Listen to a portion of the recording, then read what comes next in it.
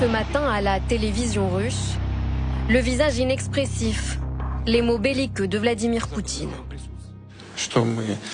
Nous sommes prêts à utiliser des armes, n'importe quelle arme, y compris les armes nucléaires que vous avez mentionnées.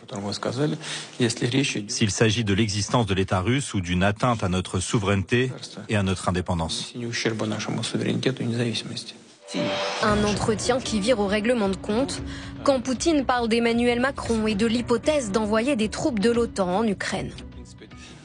Peut-être qu'une réaction aussi aiguë et hautement émotionnelle de la part du président français est également liée à ce qui se passe dans certains États africains.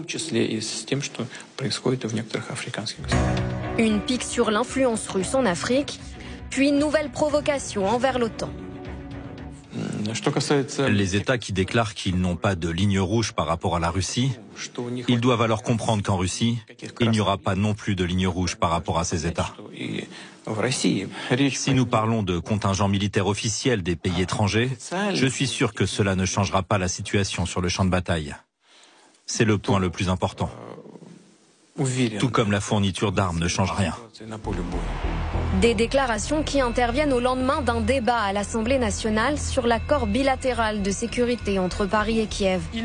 Le texte prévoit notamment 3 milliards d'euros de soutien militaire à l'Ukraine. À la tribune, le Premier ministre cible les oppositions, le RN et la France insoumise, qu'il juge trop frileuses. Je vous dis ma conviction. Voter contre, c'est remettre en cause le travail et les efforts accomplis par la France et ses alliés depuis 2 ans.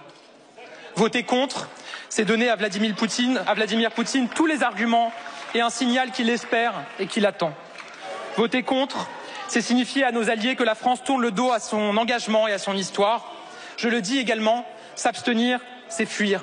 Fuir ses responsabilités devant l'histoire. Trahir ce qui nous est de plus cher depuis le 18 juin 1940, l'esprit français de résistance. Prise de parole contre prise de parole, le débat tourne à l'affrontement entre la majorité et le RN. Peut-être, Monsieur le Premier ministre, était-ce l'objectif?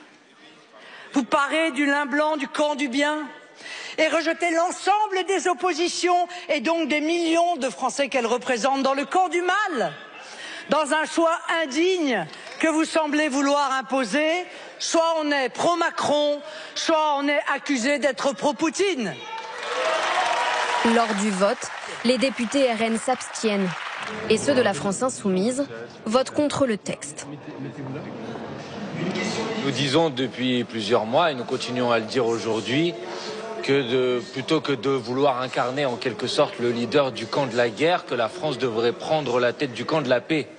Et donc certainement pas multiplier des déclarations va-t-en-guerre comme l'a fait le président de la République en disant qu'il n'y avait aucune ligne rouge et en ouvrant la voie, y compris à l'intervention de troupes françaises au sol en Ukraine, ce qui pour nous serait tout à fait inconcevable. L'envoi de troupes en Ukraine. En début de semaine, le président Zelensky lui-même a tenté de rassurer les opinions publiques occidentales. Vos enfants ne vont pas mourir en Ukraine. Zelensky temporise, calme le débat qui avait jeté un froid entre Emmanuel Macron et Olaf Scholz. Les deux dirigeants se retrouveront vendredi à Berlin pour une réunion d'urgence consacrée à l'Ukraine. Se retrouver, peut-être se réconcilier.